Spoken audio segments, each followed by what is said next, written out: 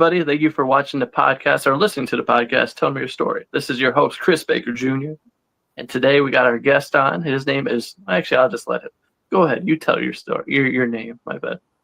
Well, I'm Shaun Mullins. I'm living here in the UK, and just outside London, in the leafy county of Surrey. Leafy because there's lots of trees. Welcome to the show, Shaun. Welcome. Hi. All right, like how we always do every episode, we'll just jump right into it, man. Where does it start for you? Where does life begin? Where do you want me to start?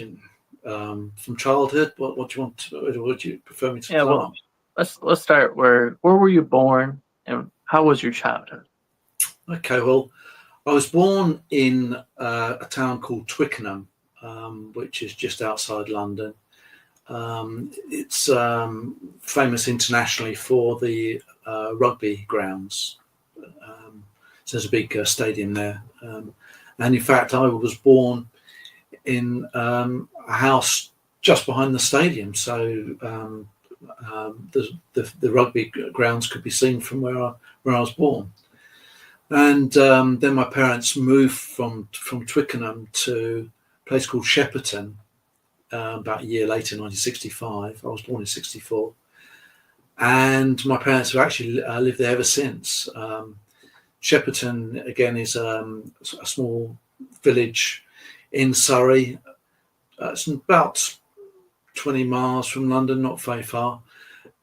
It's anyone from Hollywood would know Shepperton because there's big film studios there. It's part of the Pinewood group, which own Pinewood, Shepperton. They've got, I believe they've got studios in Hollywood and Canada and everywhere. So anyone in the film industry would know Shepperton Studios. You ask any movie star, they probably worked at Shepperton Studios at some point. So Star Wars was made at Shepperton Studios, and so was Alien. So lots of big movies have been made there. That's where I grew up.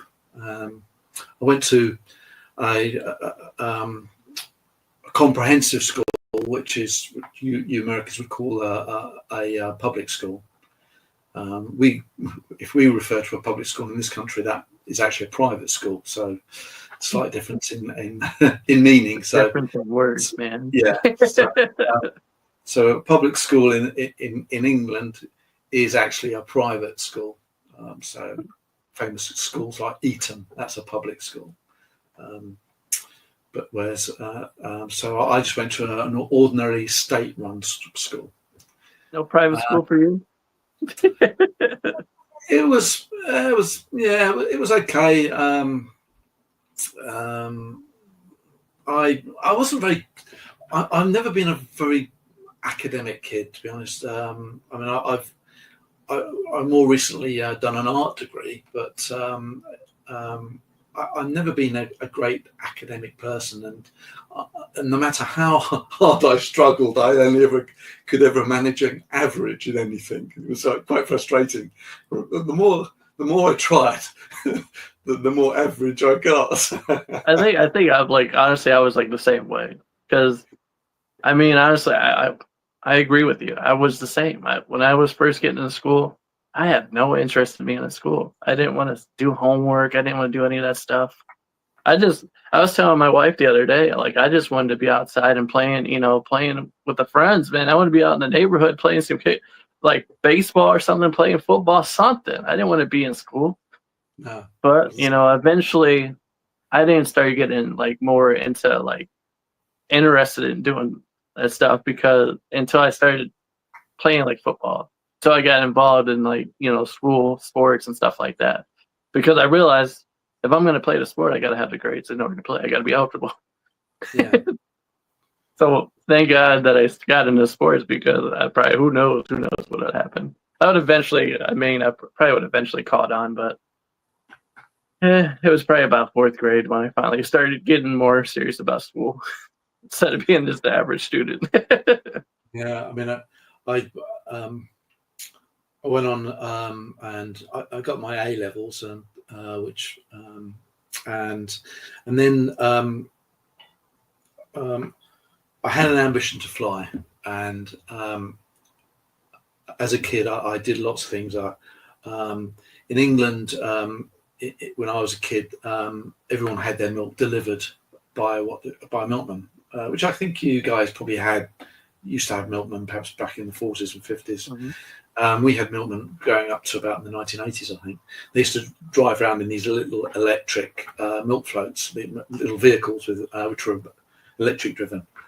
And from as early as I think about 11, I started working, saving, earning some money, and I worked for a milkman. I used to get up at ridiculous. I can't believe it. At 11 years old, I used to get up at about 4 o'clock in the morning, get on a bike, cycle to this milk to this yard. It would be if it was the summer holidays, we the whole week, but otherwise it would have been a Saturday and a Sunday, and that was the hardest days in the week for the milkman, because that's when they collected money often. So I would not be just helping him deliver milk, but he would give me a float of money, and it was an exact float, and at the end of the day I had to have that exact float, otherwise it came out of my wages. So, no. No. I learned very early about but how to add up and double check what people gave Like, you. yeah, make sure it's all there, because if not, it's coming out of your pay. Like, oh no, please no. And later on, I did other things like paper rounds. So as a kid, I did a lot of odd jobs and things like that. And I guess I was about 13, 14. I joined what was the Air Cadets. It was a bit like the Boy Scouts, but it's kind of a subsidiary of the RAF. So I joined the Air Cadets, and I got the bug for aviation, and I wanted to fly. And although I did some flying with the cadets, they were getting a scholarship to fly was very difficult.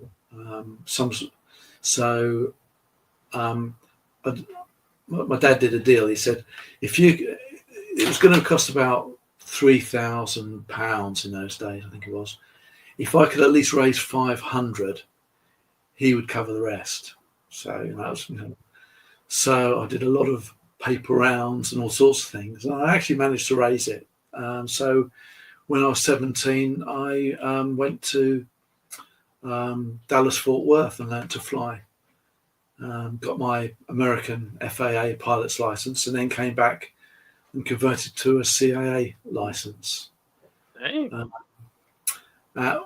My ambition at the time was to be a commercial pilot, but that's as far as my funds could ever go. And to become a professional pilot, it meant getting a multi-engine rating, instrument rating, commercial license. Then I could become an instructor. Well, I could have been an instructor. Hold on. So when you were first starting to get, because I know a lot of people are going to be interested in this. So when you were first getting into flying, what was it like for you?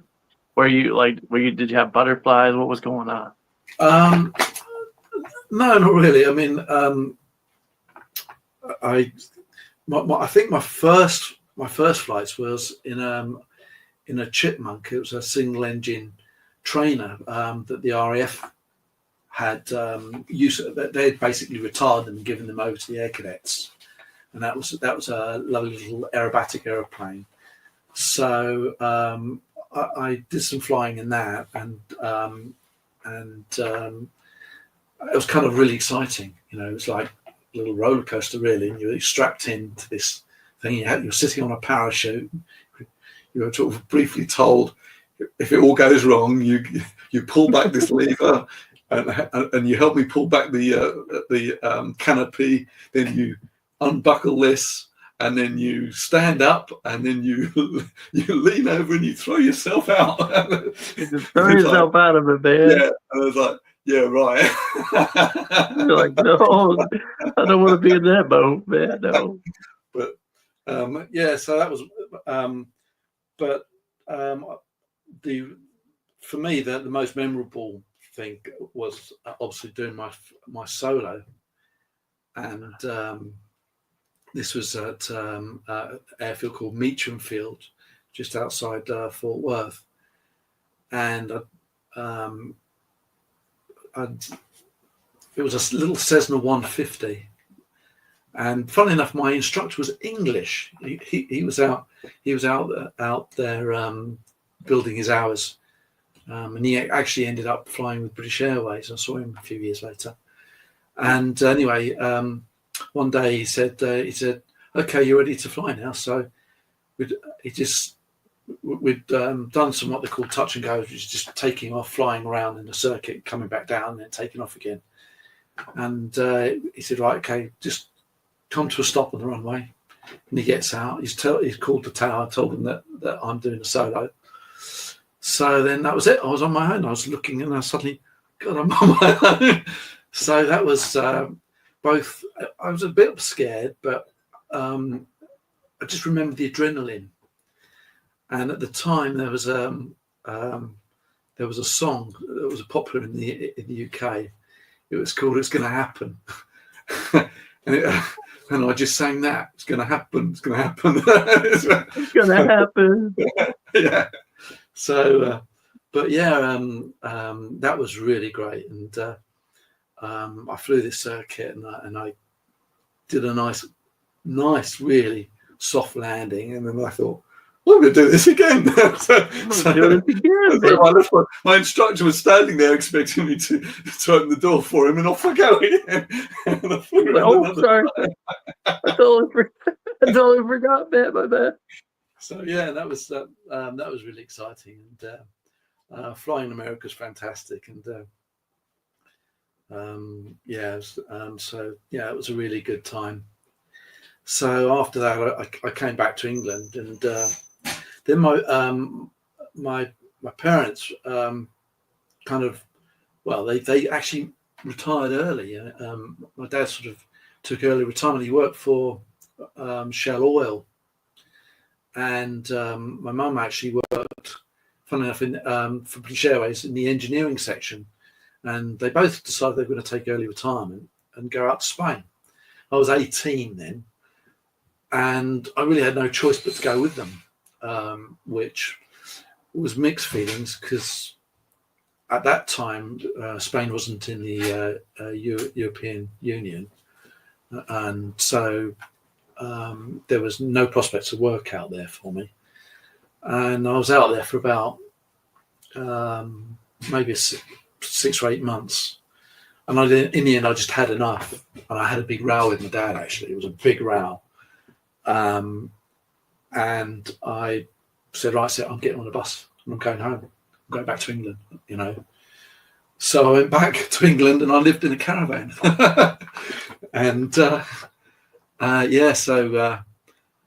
lived in a caravan, and then worked a different place. I worked for a freight company called TNT, and I got lots of part-time jobs. Buddied up with a guy who had a window cleaning business, and worked with him as a window cleaner for a time. That was a total change there. You go from you getting your pilot license to now you're a window cleaner. Whoa. Yeah. Well, I didn't have the money for that. Oh, that's why constantly. Yeah. So, and I always, at that time, I was still thinking, I'll somehow get the money.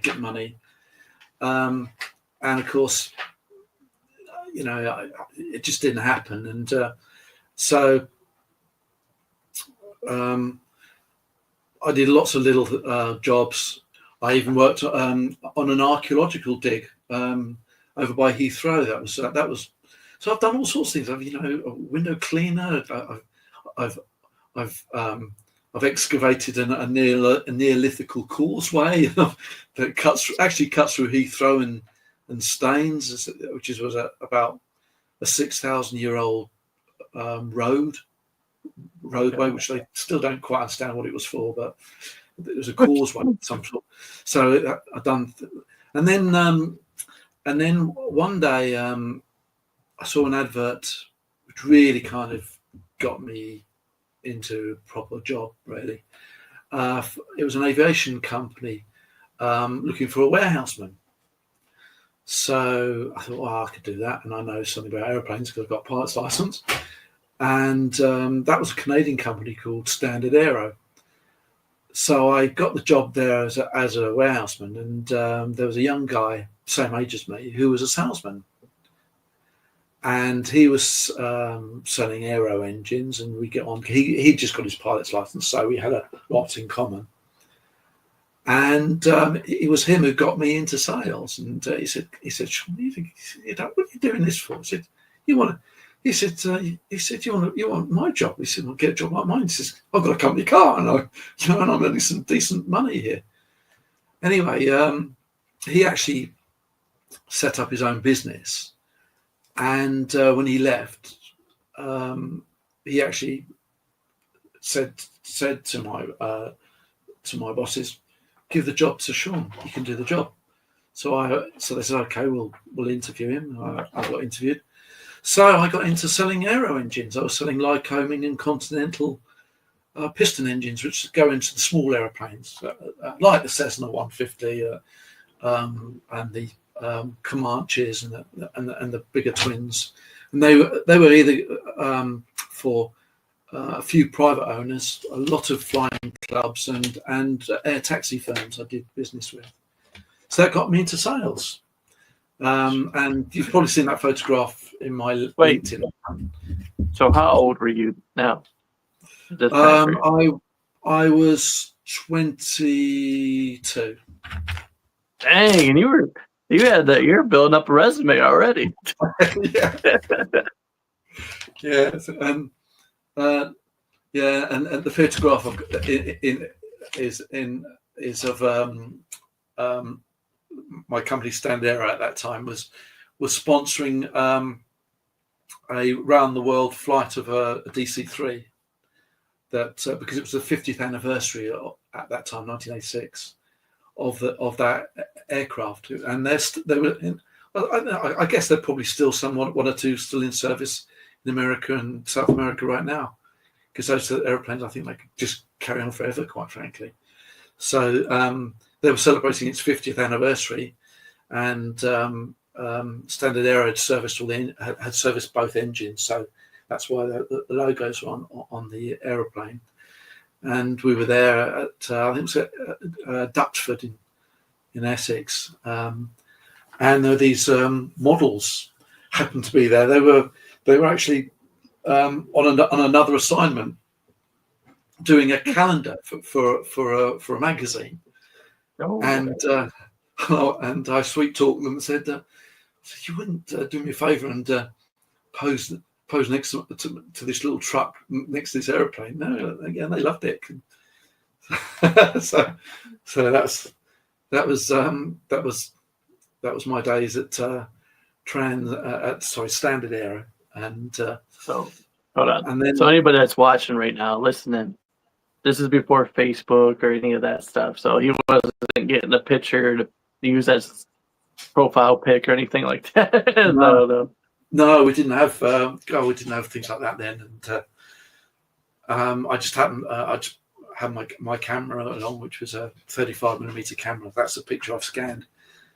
And so took some pictures of the aircraft and those girls, and I kind of use that as a bit of a promotional thing. But in those days we didn't have things like websites, and so it was social media wasn't quite there yet. Yeah. So back in the day, no mobile phones or telephones. None of that yet. Sorry for the audience that's watching. Sorry. What was life like back then? We took pictures and didn't have to put them online every day. Yeah, and records were vinyl records with needles. Maybe you had to put it on, get the stick out there. And audio tapes, little cassettes, which you pushed in your car. Which and if they got warm, the tape softened and then got tangled around the machine. And you pulled it out. They don't know about that yet, Shaun. They don't know about that. They're like, "What are you talking about, Shaun? What are you talking about?" Oh, even CDs have become old hat now. It's all digital, isn't it? You know, I just stream it. Everybody doesn't know how easy it is nowadays compared to what it used to be like, where you had to go out and if you wanted to listen to a song, you had to go out and search and wait, or even wait till it got released to find that song. Yeah, well, you kind of either heard it on the radio or a friend introduced you to the idea of it, you know. So you're like, I like that song. Yeah. So, and sometimes music was kind of even almost local. You had like in England, you down south, people were listening to different bands to say the Midlands or up north. They would, so you know, there were music bands that then became sort of national and then international. But for a long time, you know, only local people knew about them. You know, they this was in the day when people still performed in pubs and clubs. You know, and you know, bands like the Who and the Rolling Stones and the Beatles. I mean, they started doing clubs and pubs, and a lot of bands right up to the 80s and 90s were doing that. Anyway, we're going off the subject here. Before we change the subject, before we get back to it, who is better, the Beatles or the Stones? I think it's a point of view, but for me, I prefer the Rolling Stones. Okay. My wife is the Beatles, but and at the time, I know they were really neck and neck. You know, you had the kind of the rockers and people who were after, you know, who were into the Stones, and then you had the girls and mainly the girls.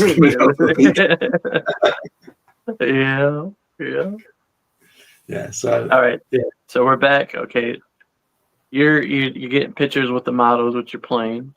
Yeah. So that would have been about 1987, probably 87, 88. And then actually what happened was I was made redundant. The company Standard Aero was a family-run business, and they sold out. They sold up, and the company was broken up. I think Allison,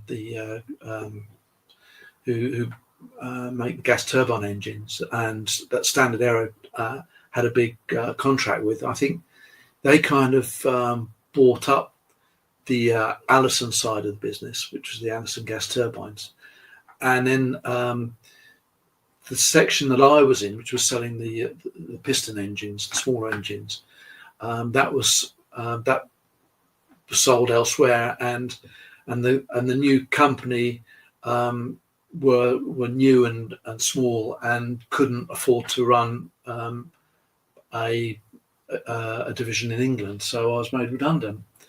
And I then joined a company called Link 51 for a short time, selling shelving and racking, which was that was really tough. It was cold calling, knocking on doors for small businesses to get them to buy this storage systems. Very soul destroying. But to be fair, the company gave me some good formal sales training. They had a professional sales trainer who was very good, and so I learned a lot of useful sales techniques through that. And one day I um, my friend who I knew at Standard Aero, who had been the salesman and had recommended me for his job when he left. He rang me up one day and asked me out for a beer, and I met him, and his partner was there, and they said, and Tom said to me, "Look, I'm building the business, and I'm looking for a salesman. Do you want the job?" And he was actually he'd set up this company called Transair, and he was selling aviation supplies to pilots, so things like headphones, radios, maps, that sort of thing. And I thought, great, yes, general aviation, yeah, I love it.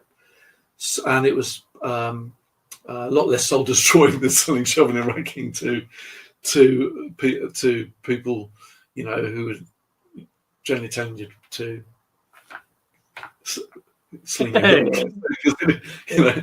So I joined Transair, became the sales manager, and the company went from, there was 4 of us because he had a secretary as well, to when I left there was over 40 people. And that was in 1999. And in that time, built the business from, I think when you started it, when I joined, he'd been running the business for a year, and I think he just turned almost, I think he just about reached about 800,000 or something like that. And we built a mail order business, and I was given the charge of sales and also customer service. When I built the customer service up, and I think when I left, the company was turning over, I think, about 16, 17 million. So it was quite a growth. But back in 1999, that was. But I kind of plateaued there, and I felt that I wasn't going to go any further in salary.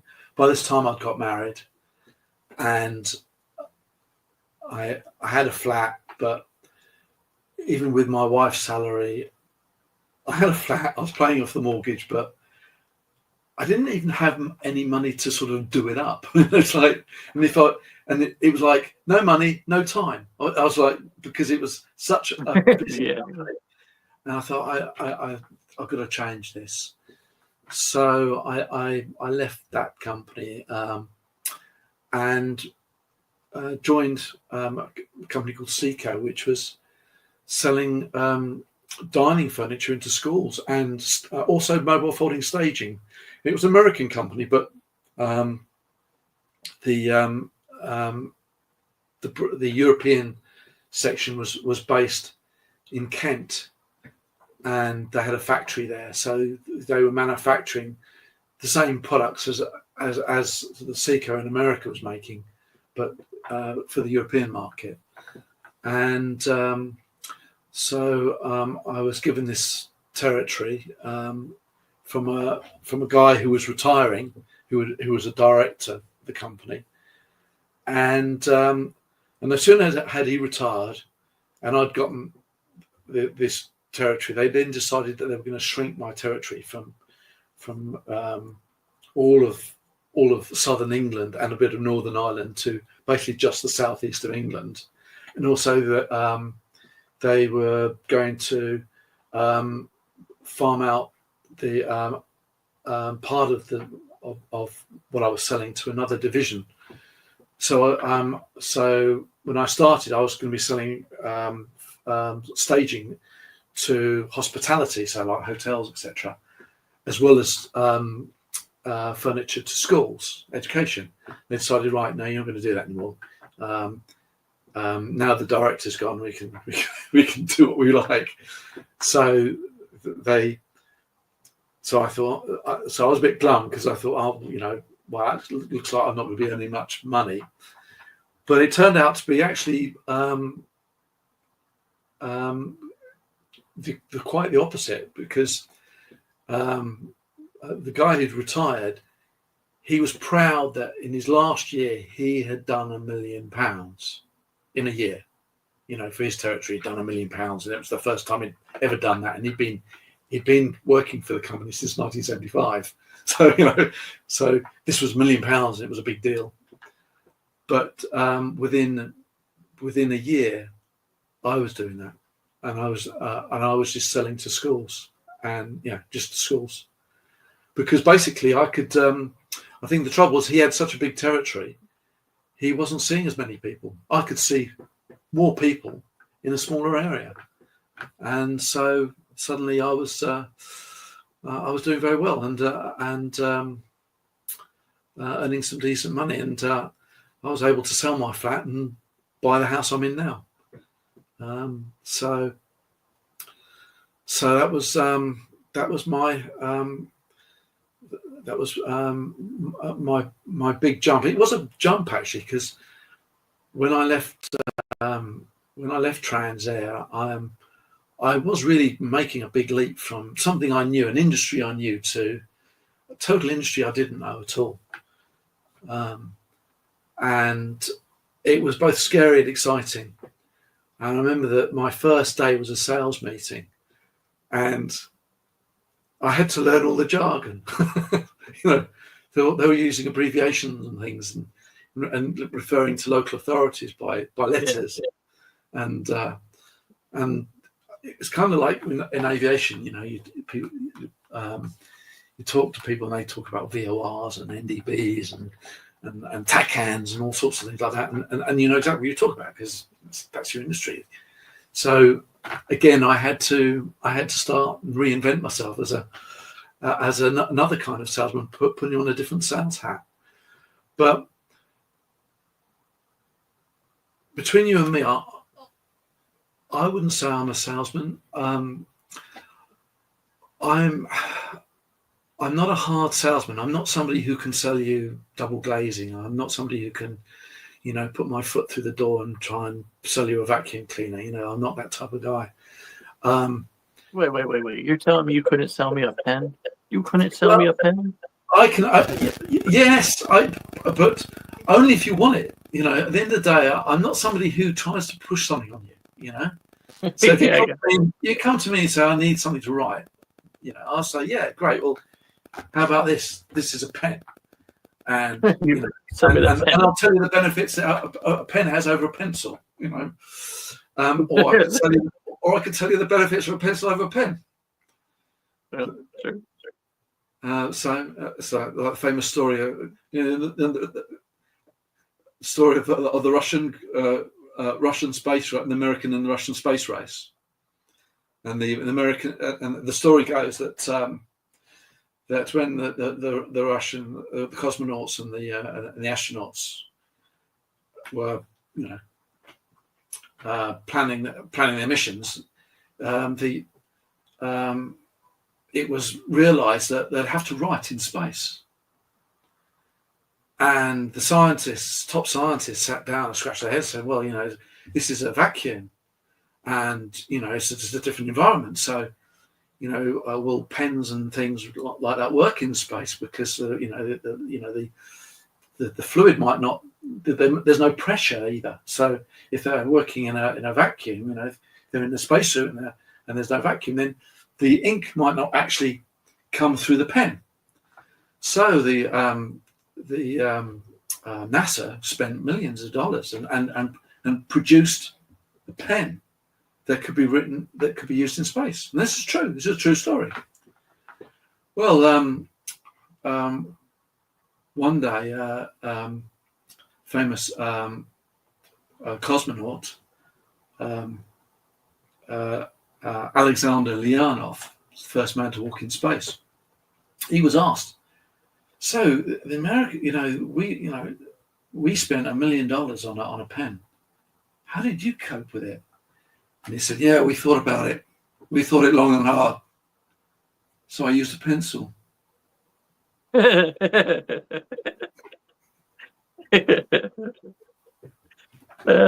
was perfect. That was perfect. So yeah, selling. You can. So I could tell you the benefits of a pencil or a pen. Oh, here's your pencil. Yeah. There's your pencil, sir. So depending on how much money you've got, I'll tell you the benefit of this $1 million pen. You can have this, or you can have this. Yeah. Or if you want to, or if you're saying to me you've got a contract for an art school that wants lots of writing matter, I'll send you a year. I'll sell you a year's supply of pencils. I'll take them. I'll take them, man. I'll take them. Because it seems like every year when I had pencils, man, they always came up missing. When we were in school, you had pencils and you have a whole pack of them, and then by the end of the year, you're finding pencils on the floor that you're using. I mean, at primary school, you had pencils, and then you graduated to pens when you went to secondary school, as American school, high school. And I remember when totally getting off topic. I remember when we started out with pencils, and then it was the ink pens that came out. Yeah. Eventually, they came out and started using those, and those actually they were okay. I prefer pencils. I'll take pencils over. You sold me on the pencil. I think kids today, they don't even have either, do they? They've got keyboards. So yeah, now you're actually allowed to have your phone and your laptop and all that stuff in school. And shoot, back then we didn't have either one of them. I mean, if you got caught with your phone, at least for me, when I got caught with my phone, they would take the phone. And we had to have our parents come in and get it for them. You know, if I was to take my phone into school, I needed 10 miles of cable because it was an ordinary phone. we didn't have mobile phones when I was a kid. You would have to have a lot of cord. Yeah, it would have been an old-fashioned cord phone, and what's more, it was analog and used to dial. It didn't even have buttons. I'm thinking about it right now, and it's kind of sad, but there's probably some people that don't even know what the heck we're even talking about. The dial phone. Yeah. I remember doing that. Watch an old movie. Yeah, you look at those and be like, what are those? I'd be like, that is what we had to use before the cell phone. We actually had a thing called a house phone. Yeah. I don't even know if people still have house phones anymore. I think everybody's just got a cell phone now. Well, I still have, actually. I'm being old-fashioned, but personally, now everything's gone digital. Even you see, the old house phone had its own power. So if you had a power cut, it still had electricity to it because it ran from a different power source. Really? So, yeah, but you didn't know that, yeah. If you had a power cut, then everything else went off, but your phone was still live because the phone companies had their own power stations. They actually generated their own electricity. So so you always had a phone.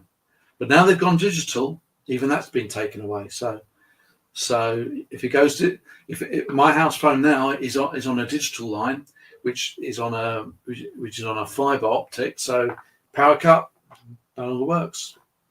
So yeah. Technology is not always, not always. But yeah. Before we get way too off topic, let's get back to yours. Yeah. So that was so I've got up to about Trans Air, haven't I? No, Seco, and then I got headhunted from Seco to a company that was called Ultron, and they basically wanted to do similar thing to what Seco was doing. So I got headhunted with my sales manager, and we launched a company called Space Rights, which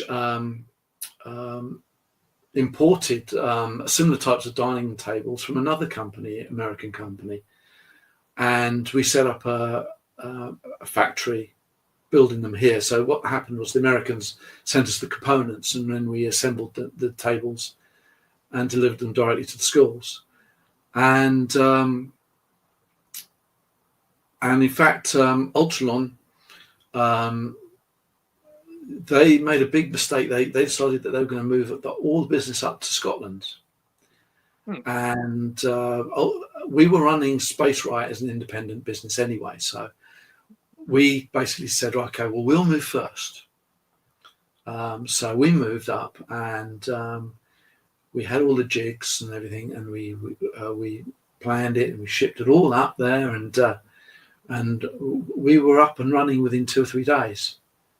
And then Ultralon, they just decided to pack everything up, and they were making whiteboards and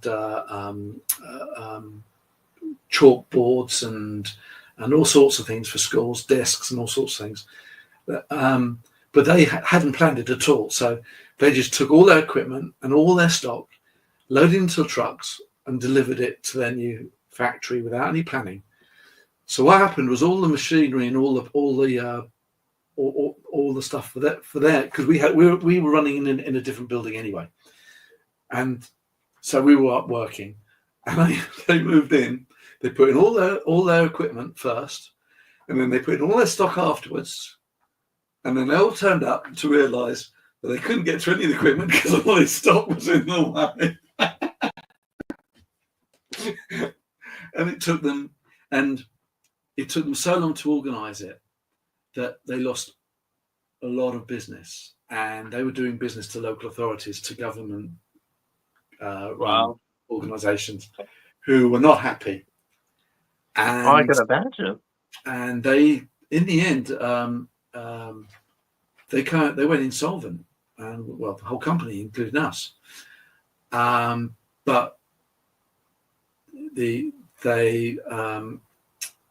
new investors came in, and the one part of the business that hadn't ruined its reputation was us, Space Right, because we had been supplying our clients all the way through. And so the investors turned to the local authorities and said, we're setting back up. And they said, well, we won't do any business with Ultralon anymore. We'll carry on working with Standard Air, with Space Right, but we won't do with them. So in the end, what they had to do was call the whole business Space Right. So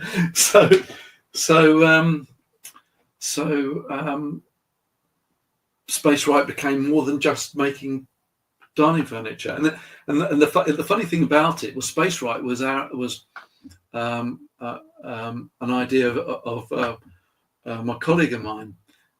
When we got headhunted over to Ultralon, they wanted us to set up this business, but they didn't have a name, so it was left for us to come up with a name. And I remember on the phone to my colleague, and we were bouncing ideas, and we were talking about how our tables fold up, and they can be stored in a small space, and they're quite easy to operate. And it was my colleague. He said, "Well, how about Space Right?" So I said, "That works." And now Space Right's a big company, but I'm not in it. You do pretty well. I mean, you just seem to be at the right place at the right time. Like every time, like you got into a business, it just seemed like it was this perfect timing. Yeah. So I can say I've helped build Transair, because when I joined it, Transair, my friend Tom and his partner had originally intended to sell satellite TV systems, and this was in the in the late 80s, and in those days they were big dishes. Dishes. They weren't the little things that you had. They were huge. So you still see the remains of them some places here in the States. Yeah, and you had to be quite well off. And also they had electric motors, so you could actually move from one satellite to the next. Oh, yeah. Especially when it would storm. A lot of people don't remember that when it would storm, you would have to just angle it properly, just right Yeah, to get that and, signal. and they were expensive, and they took a major installation. Anyway, they were selling a few of them, but I think the competition, it was a new industry, and there were lots of people getting into it, and like all these things, prices were being cut, so forth. And then, of course, what happened was Sky. In the late about 89, about that 88, Sky came along, and they were talking, and the industry was it was as early as 88. 88. Sky was announcing they were coming in there, and the whole industry was changing.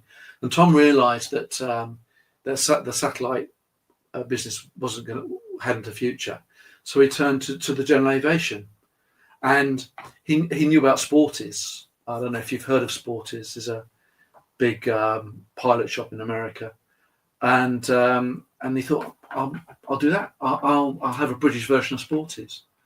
So he started that business about the time he called me, and we kind of relaunched the company at an air show, which was a popular flying association, PFA. I think you have the same in America. People who build their own airplanes and fly what they call microlights. They formed an association. I think it came from America, the PFA Association. And there was in America they have these big fly-ins, and in the UK, I think Oshkosh is the famous big fly-in in America. And in England we had a similar one. The business, the aviation business, was launched there, and that's my first day. That was my first day with Transair. At relaunching the company. So yes, I could say I built a business there. Then I built the business with Space Right. I then decided I needed to leave Space Right because with the new directors, they wanted me to sell a whole diverse other materials, which at first seemed a good idea, but then it transpired that all the materials that they wanted me to sell, they were already selling through catalogues which they supplied to the local authorities. And they were saying, okay, well, we don't want you to compete with these catalogues, so you can only sell to people who don't use the catalogues. Well, there was nobody. So I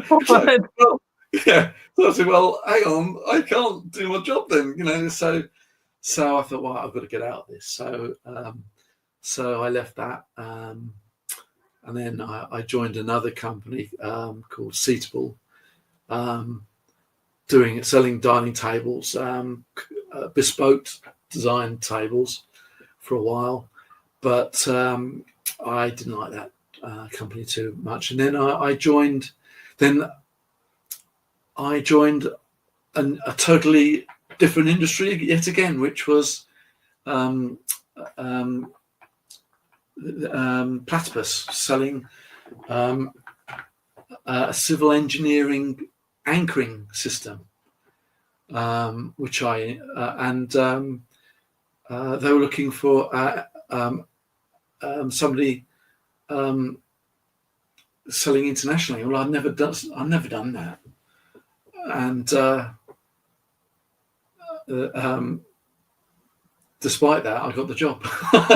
You're like, yeah. So that was great, and I was, and these anchoring solutions were fascinating little things. They were from anything from the size of a doorstop, and they even kind of looked like a doorstop, a little wedge thing, to huge things that looked a little bit like ship's anchors. And the idea of them was that you actually push them into the ground to a depth, and then they were attached either to a cord or to a rod, and then you would then pull the anchor. And in the ground, the anchor was designed so that when you pulled it, it went down like an arrow, like an arrowhead. But when you pulled it, it would then turn horizontal. So then you're trying to pull it up, like it's a T, like the bottom of, like if it was a T upside down, there to T. So you're now trying to pull that up, and then you get it's a bit of physics. You get this cone of resistance, which starts small from the anchor, but then spreads out to quite a wide thing. So when you're pulling, you actually got the resistance of the earth on top. So you're actually not trying. It's not just this anchor that's holding it down. It's the actual ground around it that's actually holding it there. So that was quite. So I was selling those to the photovoltaic industry, the people who do the solar panels in the solar farms, where they have these panels. They put them on the ground, and then they're like, if the wind comes along, they'll just blow away. So this was like a way of anchoring them down. And in the marinas, they were using them for holding buoys down, and even cables at the bottom of the sea, and the vineyards, the European vineyards. That was fun. The vines are grown on like these trestles, these like fences. The wires run across, and at the end of these fences, they are then anchored with cables, and a lot of them they just use big blocks of concrete. But as the vines grow and the fruit ripens, these a great length of vines become quite heavy, and they can actually pull the concrete, and then the whole thing collapses. So I had these anchors, and they were literally no bigger than a doorstop, and you only had to you could hammer them into the ground to about 4 feet into the ground, and you couldn't pull it out. It'd take a ton or more of energy to pull it out of the ground. And I'd used to hammer them in to the ground, and then I had a lorry jack and a gauge which measured the force, and I'd hook it to the top of the anchor, and then the other hook to that, and then I'd pump away, so you could see the actual force building up. And usually the anchor wouldn't come out of the ground; the cable would snap, bang. So for demonstrating it, I would do that, and I had a great time. I went to the Champagne region, and in France, all the vineyards are run by one big organisation, and they actually tell the farmers when to plant and when to harvest. They control everything. So to sell this anchoring solution to the French vineyard industry, we really needed their support, them to sort of recognise this as a solution. So I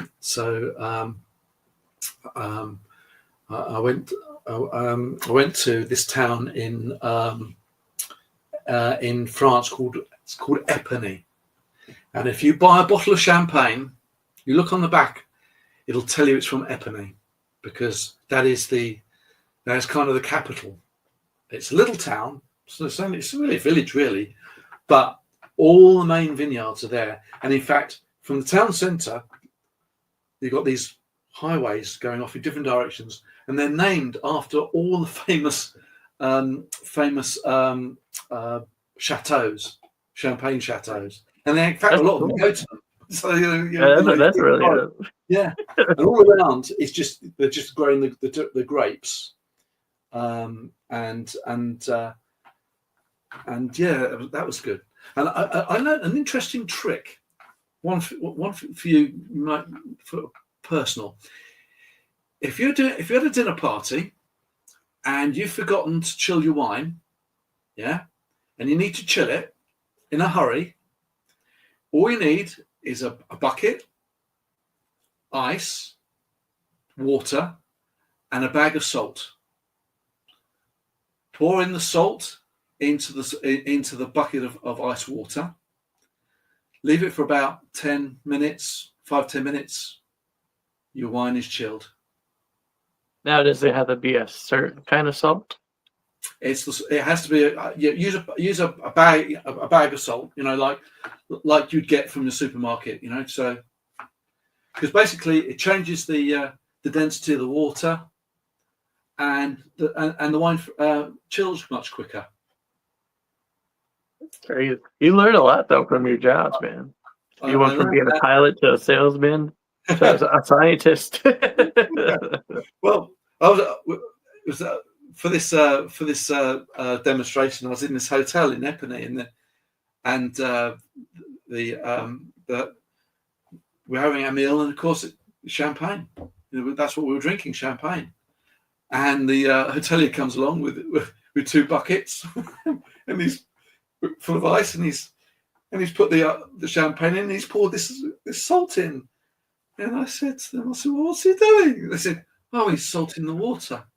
Why is he doing that? He said, because it chills it much quicker. And sure enough, within about 5 minutes, in fact, he had a thermometer as well. So he actually, because he was gonna do this properly. The champagne had to be served absolutely at the right temperature. So he did gauge about 5 minutes. That was it. And we're drinking chilled champagne. So just one for your one little trick for you to know. If you ever get stuck and you've got a warm bottle of wine, but you've got a bucket of ice. All right, Shaun, I hate to say it, man, but we're out of time. Okay, great. Well, We're out of time. I can't believe it. It went by so fast. It was almost an hour. But I just want to simply say thank you for coming on and telling your story. Great. I got to hear. I feel like there's like a whole other side of it still that I need to hear. Yeah. Well, yeah. I mean, I'm now sort of volunteering for a radio station, and I've done an art degree in photography, and I'm building a photography portfolio. So I've been out photographing music bands, which actually I've just uploaded some pictures on my LinkedIn, so you'll see that. So yeah, you got quite the resume, man. Yeah. As we begin to wrap this thing up, I'm going to change it up a little bit. Usually I ask you like 3 random questions, but this time I'm going to pass you the mic and allow you to ask me 3 random questions. Go ahead. I'm an open book, man. Okay. Let's see what you got. Well, I mean, what got you into what actually got you into this? I mean, what got you into this idea of? I think it's a great idea of interviewing people. I mean, where are you coming from?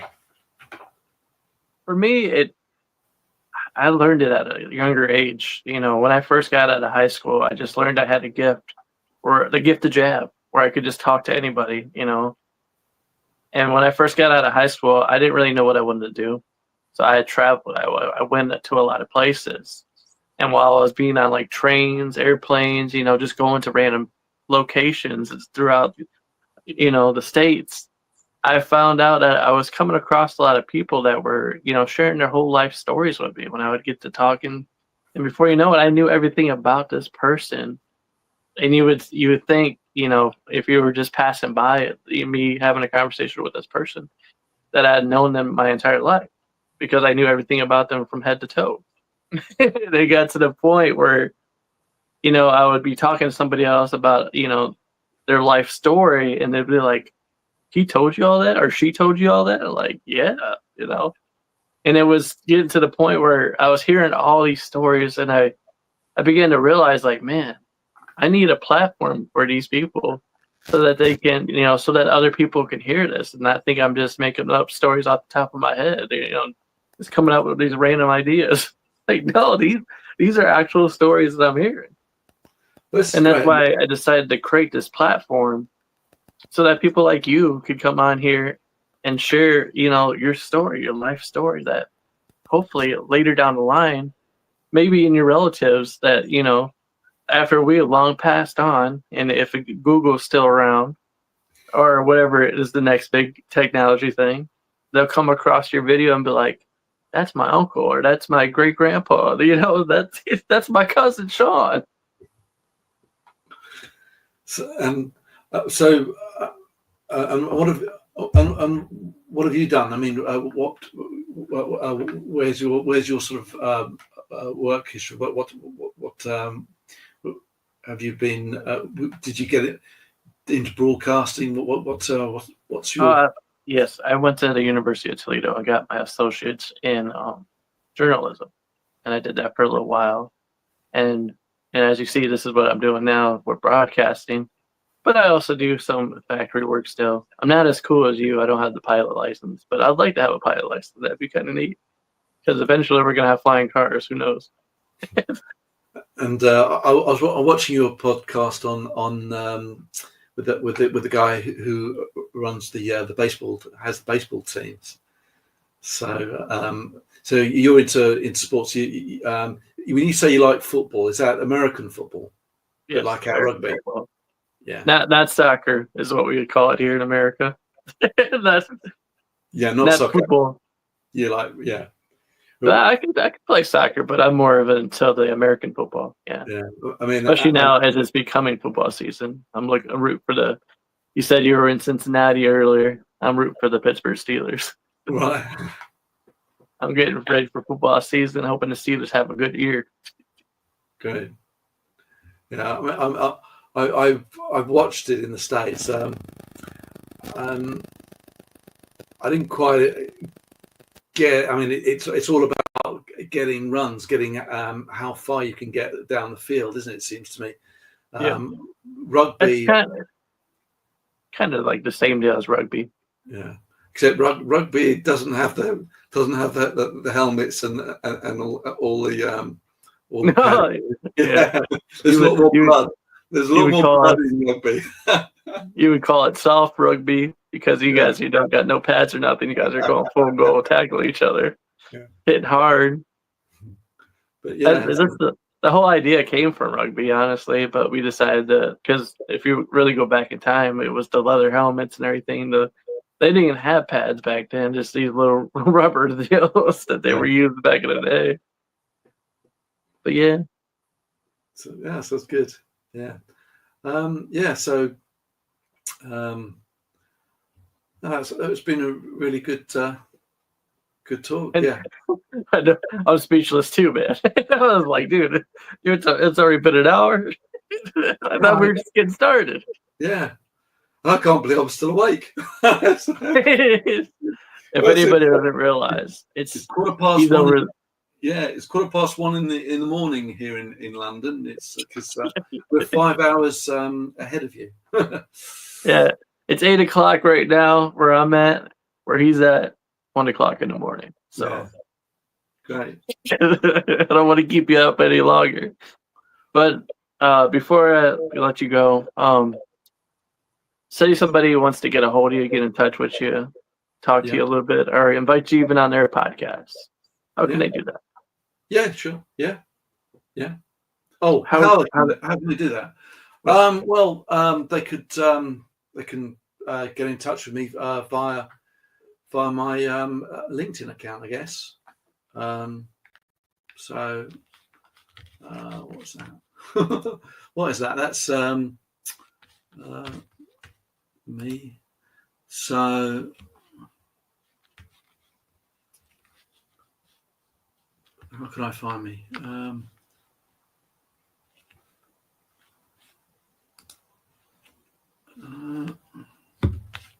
You could actually find Shaun out put it all in the description after this. You know, there Yeah. you'll see it at the bottom of the page in the post. So if you want to get a hold of Shaun, Yeah. scroll down and you'll be able to click the link. Yeah, well, okay, I just found it. So it's www.linkedin.com/in/Shaun SHAUN Mullins -588666528. That's my public profile and URL. That's how you find them, folks. Or you just scroll down, make it a little easier for yourself. Look at the post, and you'll see the link that sends you right to them. Yeah. Okay, so I'll do that. Yeah. So yeah, upload recording. Okay. So now, if somebody wants to know, do you still have your pilot license? Yeah, I still have it. Though it's, I mean, it's like a driving license. It's for life. Okay, the difference is that if I was to do any more flying, because I haven't done any flying for a long time. I got married, and you know, he said, I settled down, guys. I got comfortable. Wife won't let me.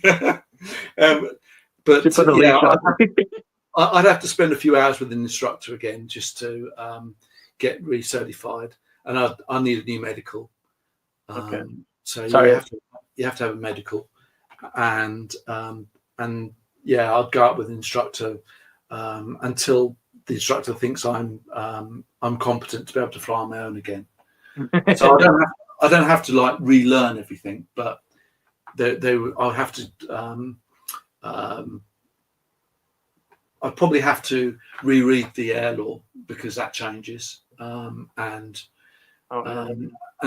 you know, airplanes aren't forgiving. So if you haven't, you know, it's in your best interest to say, pull out the books and remind yourself how things are done. You know, a lot will come back quite quickly, but you know, you think, okay, I bet, you know, I'll read up about that. And things have changed. I mean, the cockpits have changed. Even in little light airplanes now, they're all glass cockpit now. They don't have those old mechanical dials anymore. They're all like 747s and Boeings and Airbuses. They're all glass cockpit. So all they all look familiar, but they're just on a tablet, like an iPad. It's like you're flying from an iPad now. It's like pretty much, man. You'd be on a drone or whatever they call them. The pedals are still there, the control column's still there, and the throttle's still there, except all the instruments are all now on an iPad. That'd be. I wouldn't doubt it, man. That's probably something that is taking place now. Yeah. So whoever's watching and listening, I'm sorry, he can't come pick you up in his plane. No, I can't. He's got to get a refresher before that happens. Yeah. So the most bizarre airplane I flew was that Antonov AN2 because it was Russian, and actually when you had it in cruise, you could just stand up. You could just, you know, you had to sit obviously down for the rudders, but when it was in cruise and you just trim the airplane, you're just flying it, you're standing up because you think, well, the seat was uncomfortable. You could just get up and I'm quite a lot of the time I was standing there flying it, just so it was the only airplane I've ever flown standing up. So yeah. Great. All right, guys. Thank you for tuning in. Thank you for listening to Shaun's story. This is Chris. That's Shaun. Until next time on the podcast, tell me your story. See ya. Peace. Thank you. Bye-bye.